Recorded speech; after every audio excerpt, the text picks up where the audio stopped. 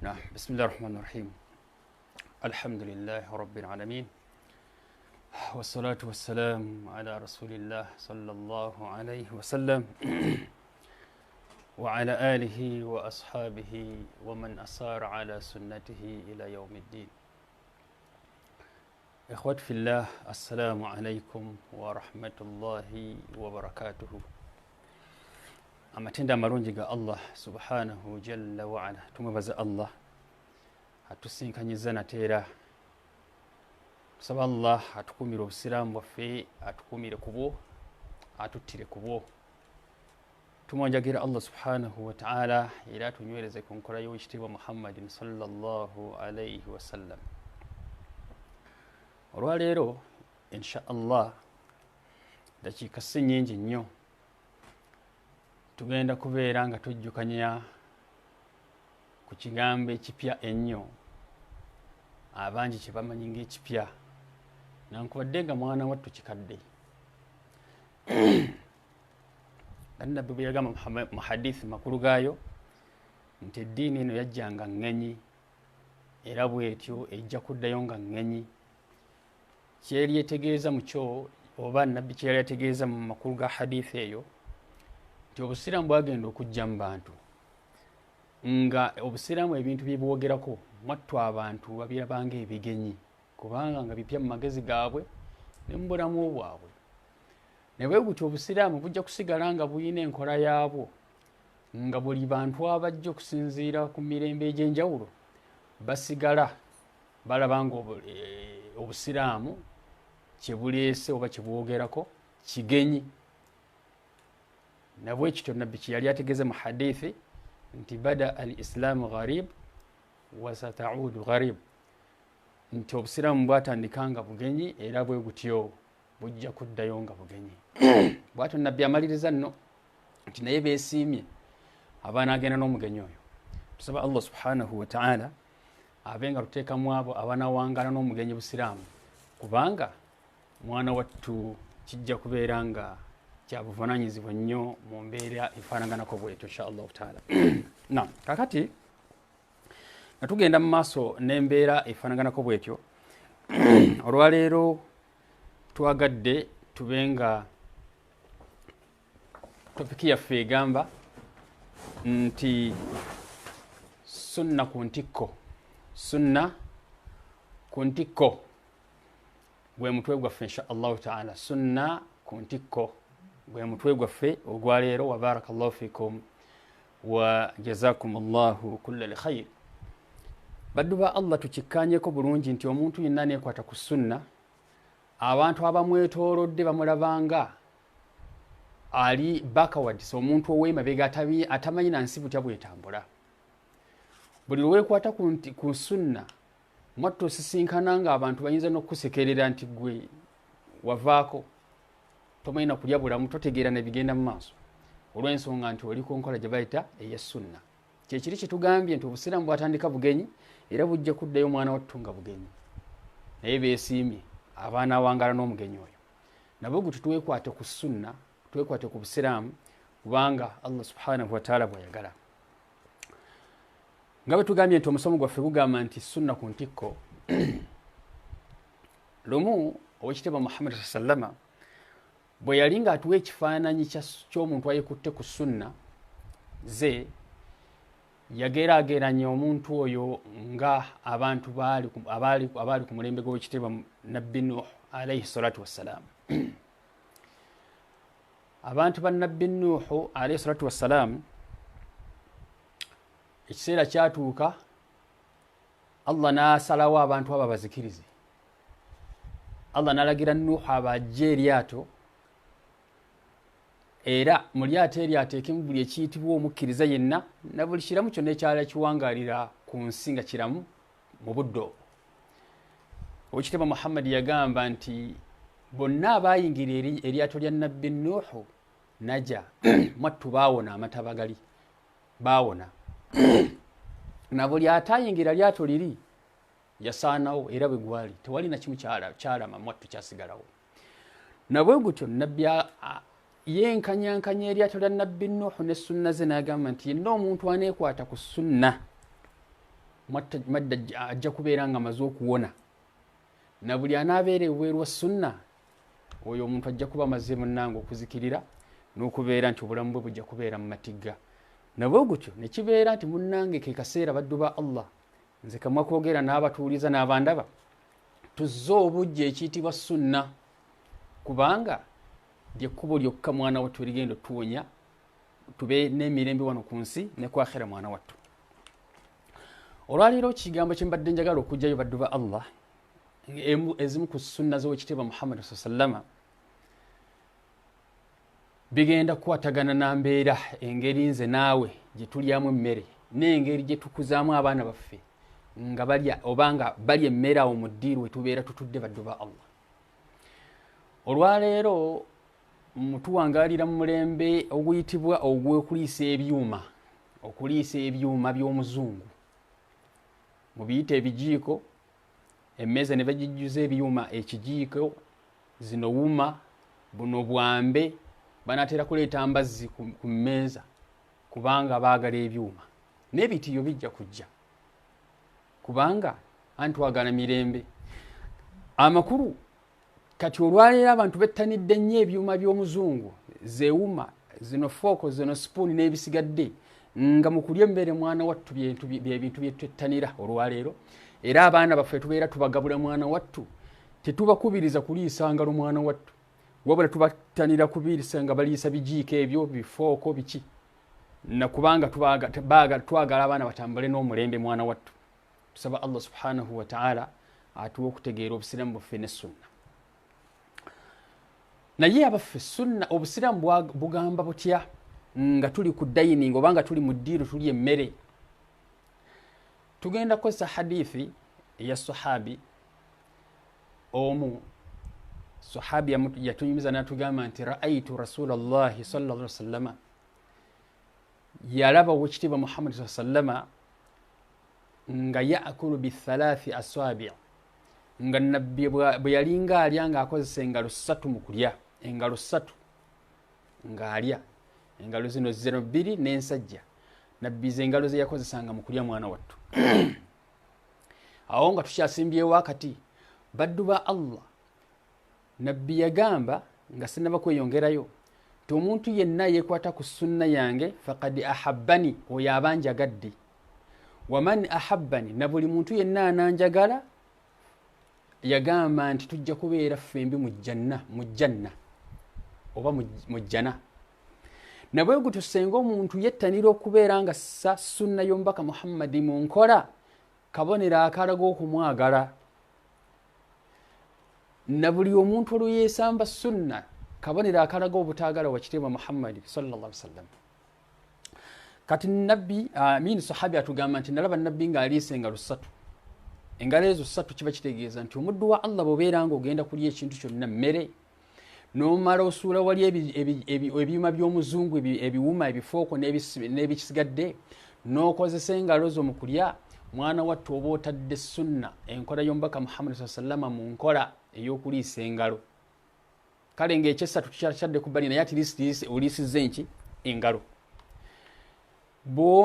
hadithi egamba nti fa idha faraga nabbi bwe yalinga amaze okulya mwana wattu ng'amaze okuliisa engalo zino zitwogeddeko la'iqaha nabbi yazikombanga n'azirongoosa mwana wattu n'alongoosa n'essowaani kwaliiridde baddu ba Allah omuntu yenna kasita aliisa ekijiiko teriyo omuntu agenda kulongoosa essowaani kwaliiridde n'aginyiriza bulungi ng'omuntu eyaliisizza engalo n'akomba essowaani ye bulungi n'olugalo tewali asobola gino ate ng'okulongoosa essowaani kwoliiridde sunna n'okulongoosa engalo z'okozesezza ng'olya sunna kyetwagambye nti sunna ku ntikko baddu ba Allah tuve mbina ebintu bye tulimu eby'ekizungu eby'ekiyaayi ng'olwokuba tugenda n'emirembe tugende nga tuliisa ebyuma simanyi biki ebyo tuyigirize n'abaana baffe abaana tulina obbazza ku sunna omwana tumuyigirize okuliisa engalo baddu ba Allah tumuyigirize nti omuntu bw'amala okulya akomba engalo n'azirongoosa n'alongoosa n'essowaani mwana wattu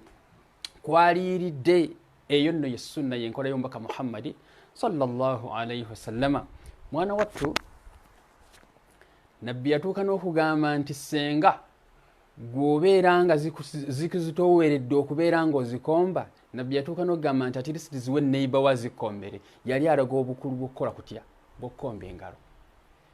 Nti amakulu sunna ku ntikko kitegeeza ki? Nti tuve mu bye tuliko by'okubeera nga tuliisa ebijiiko baddu ba Allah, tudde ku nkola. Abantu bangi bajja kusekerera nga mutudde ku dayiningi ey'abagagga batudde bali ku bijiiko byabwe, gw'onaabe engalo. Nkimanyi bulungi bagenda kusekerera nti gw'olina tobitegeera by'oliko, naye mwana wattu sunna yeeyo. Akati katusooke tugende mu maaso tulabe abaffe kiki ekyali emabega w'okuliisa engalo zino so si byuma.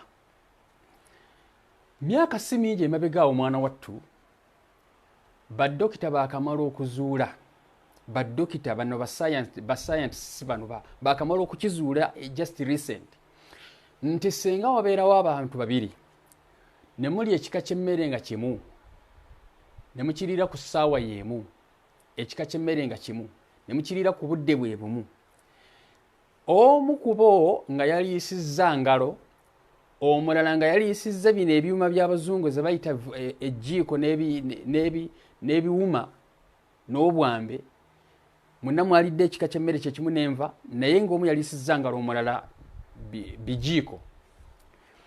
Abantu bano n'obajjako omusaayi mu luvannyuma lw'eddakiika nga 2.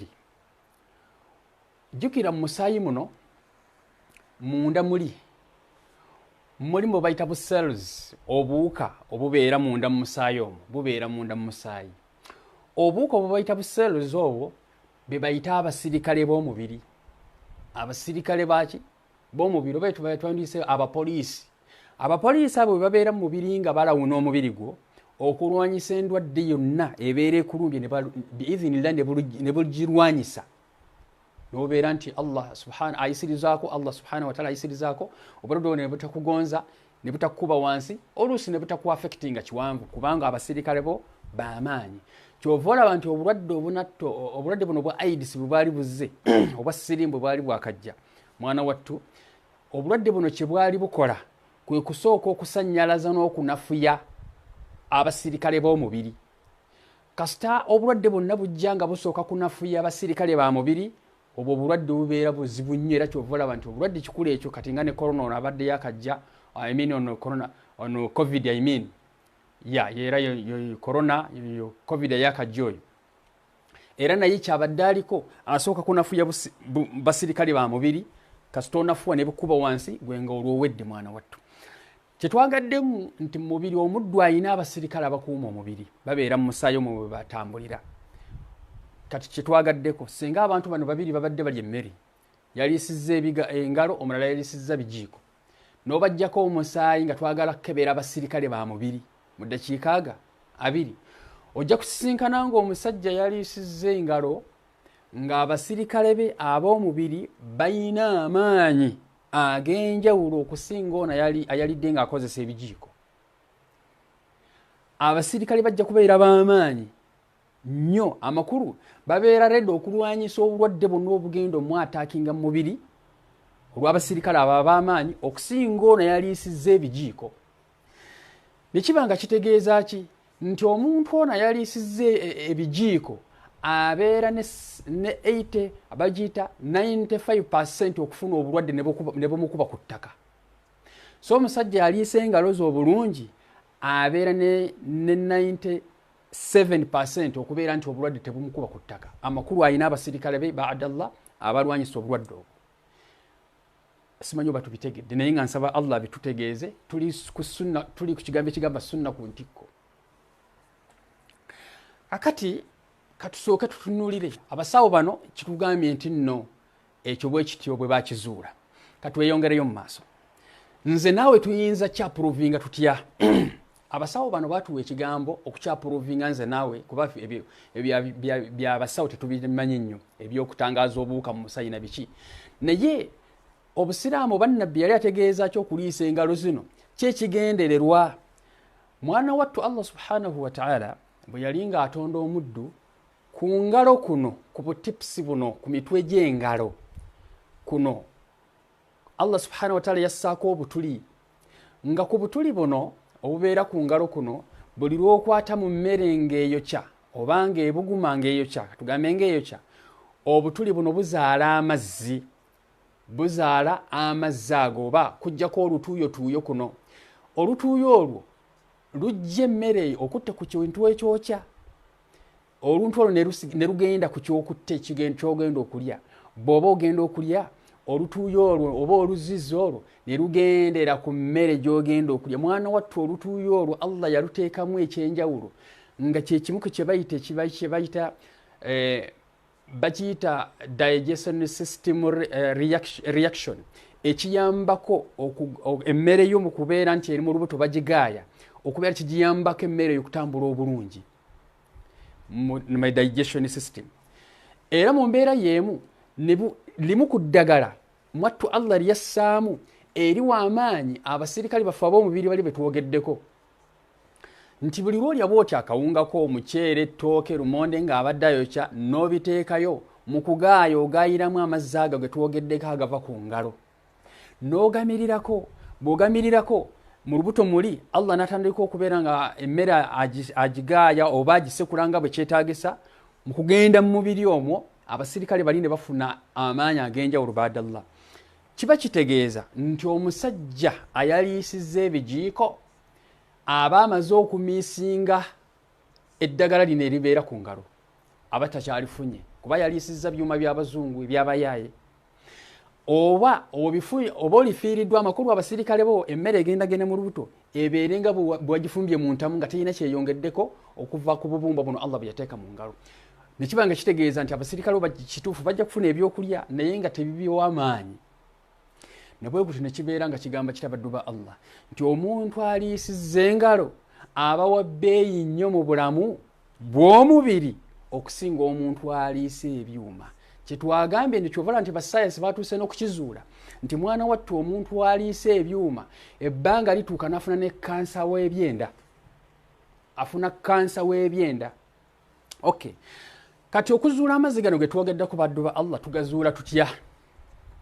Sheikh yatuwa ekyokulabirako n'agamba nti ng'oyagala okyapuruvinga obulungi mwe bannayuganda mubimanyi bulungi, genda ofumbe lumondewo oba muwogo nga waakamujjula mukwateko ng'akyayokya omuteeke ku ssowaani. Bw'omala omuteeka ku ssowaani muteeka awo ebbali. Omulala mukwase ekijiiko nga tomukutteeko na ngalo, mukwase ekijiiko bw'oti naye omuteeke ku ssowaani ng'ayokya. Zombi essowaani ziteeke ebbali ziwole paka nkya ku makya oba okuvannyuma lw'ennaku zaffe nga 2. Ojja kukisisinkana nga muwogo oba lumonde gwe wakwatako n'engalo ng'ayokya. Ojja musisinkana nga bw'onoomubikula ajja kubaako ebinaanuuka amakulu ng'agazeegaze ng'aliko ewuzi bw'omukwatako bw'ati anaanuuka, aliko obuwuzi ku ngulu obunaanuuka, kye twagamba nti abaagaze. So nga ate n'ogwataddeko n'ekijiiko nga tewamukutteko yabeera tayali nga talina kizibu kyonna, tabaako olwo lulusulusu olwo lunaanuuka.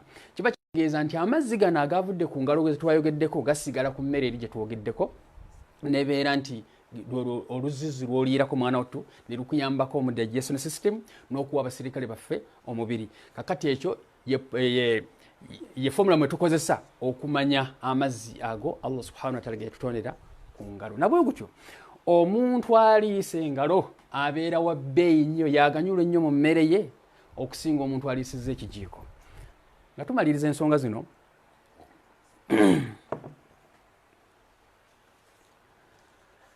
tujja kuwunzika ne aya ku nsonga yaffe. Owekitiibwa Allah subhanahu wa ta'ala yagamba mu Qur'ani mu suratu al-Anfal ndowooza aya eringa ya 24. Allah subhanahu wa ta'ala yagamba a'udhu billahi minash shaitani rajim. Allah subhanahu wa ta'ala yagamba nti ya ayyuhalladhina amanu يا أيها الذين آمنوا استجيبوا لله وللرسول إذا دعاكم لما يحييكم واعلموا أن الله يحول بين المرء وقلبه وأنه إليه تحشرون.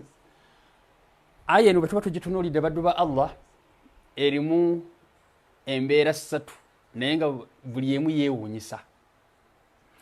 Embeera esooka Allah agamba nti ya ayuha alladhina amanu istajibu lillahi walirrasuli idha da'akum lima yuhyikum abange mmwe abakkiriza mwanukula omulanga gwa Allah subhanahu wa ta'ala n'omulanga gw'omubaka Muhammad oba gw'omubaka wammwe Muhammad sallama idha da'akum lima yuhyikum bwe babeera babakowodde okubazza eri ekyo ekinabakuuma nga muli balamu ekinabakuuma nga muli balamu soka nga tetunaba kweyongayo ye party esooka ku aya eno bwe tuba tutunuulidde bye twogeddeko byonna abaffe baddokita bamaze otugamba nti omuntu aliisizza engalo n'ebijiiko ow'engalo yasinga nejjukira ebyo bakyogedde nabbi waffe yamala dda kukitugamba eri era tukanogamba nti kulu biyaminika bwe muba mulya muliise ddyo wammwe nabbi yagamba mu hadithi bati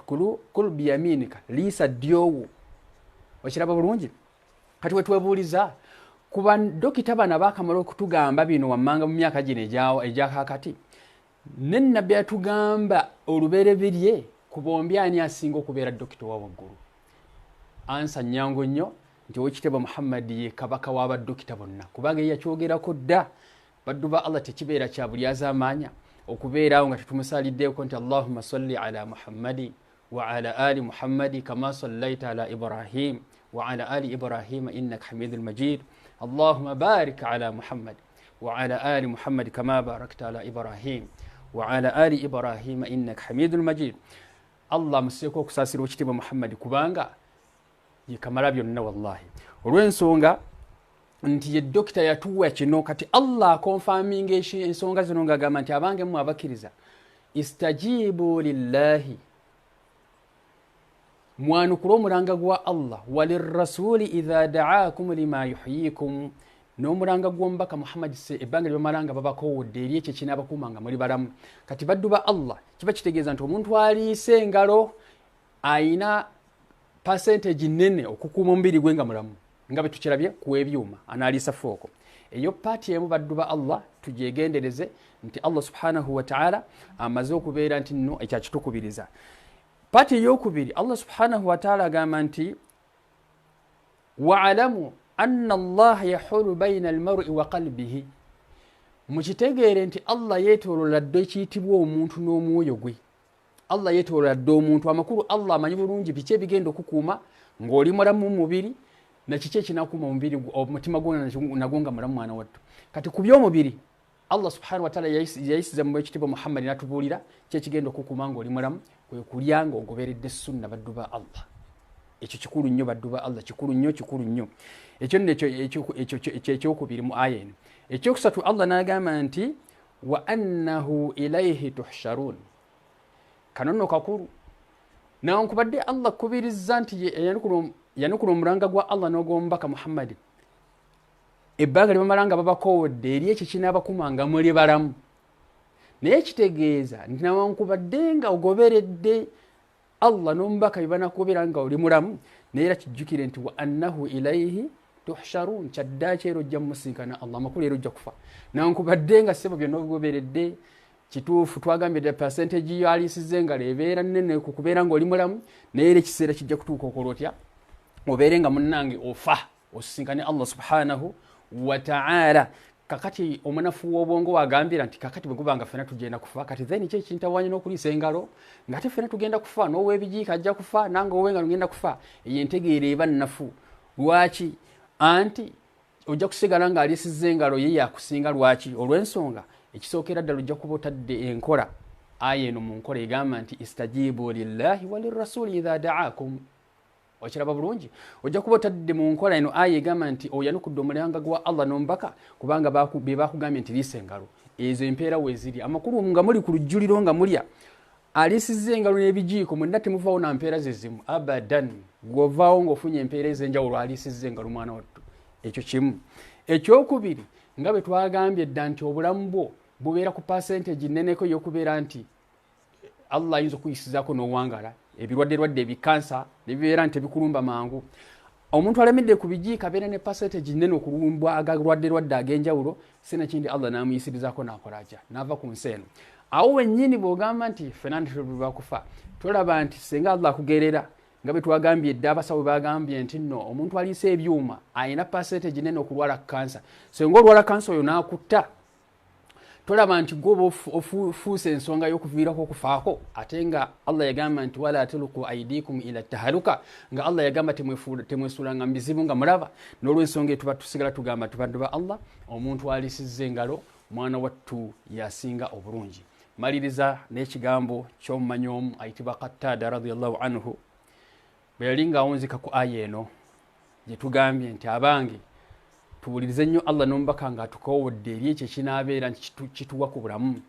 Yagamba nti abange abakkiriza mwenna abampuliriza, Qatada yagamba nti fafil islami ihyahum ba'da mawtihim bilkufuri.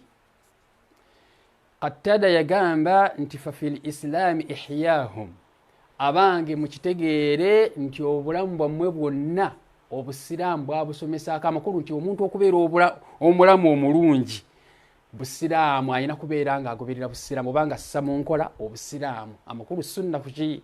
Ku ntikko tugoberere sunna zibe nga tuziteeka mu nkola. Endya ebeera ya sunna, ennebaka ya sunna, ennyambala ya sunna, entambula ya sunna, ennywa ya sunna, buli kitukola kya sunna. Qatada kyeyagamba nti fafil islami bi ihyahum, obulamu bwaffe okubeera nga tuli mu bulamu butweyagaza si birwadde na biki byonna, tulina kubeera nga tuli mu busiraamu bwe tukolerako. Ng'ekyo tukikola ddi? Ba'da mawtihim bilkufuri, nga mwana wattu tugezaako okulwanyisa endwadde obukafirize bwatuleetamu ez'okubeera nti omuntu alisiza ebijiiko yasinga obulungi, omuntu alidde ng'atambula yasinga obulungi, n'ebirala mwana wattu obukafiri kye bugenda bututeekamu, ezo empisa ze tugenda tukoppakoppa mu Amerika n'ebisigadde, ebyo byonna mwatubeera bitutta busi na kubeera nti bitujja ku mulamwa gw'obusiraamu. Nabo kutyo omusomo gwaffe gubadde gugamba nti sunna ku ntikko tuzze obujja sunna naddala kye bayita adabu taam wakati w'okulya emmere. Wajazakumullahu khair wa ila huna. Assalamu alaikum warahmatullahi wabarakatuh. Nsemyo jaffe nga tujijja ku kwagala kwakyo tujizze ku ekyo Allah tabaraka wa taala kyayagala. Allahumma salli ala Muhammadin wa ala ali Muhammad kama sallaita ala Ibrahim wa ala ali Ibrahim innaka Hamidun Majid, wa barik ala Muhammad wa ala ali Muhammad kama barakta ala Ibrahim wa ala ali Ibrahim innaka Hamidun Majid. Allahumma rabbana atina fid dunya hasana wa fil akhirati hasana wa qina adhaban nar. Rabbana la tuzigh qulubana ba'da idh hadaytana wa hab lana min ladunka rahmatan innaka antal wahhab.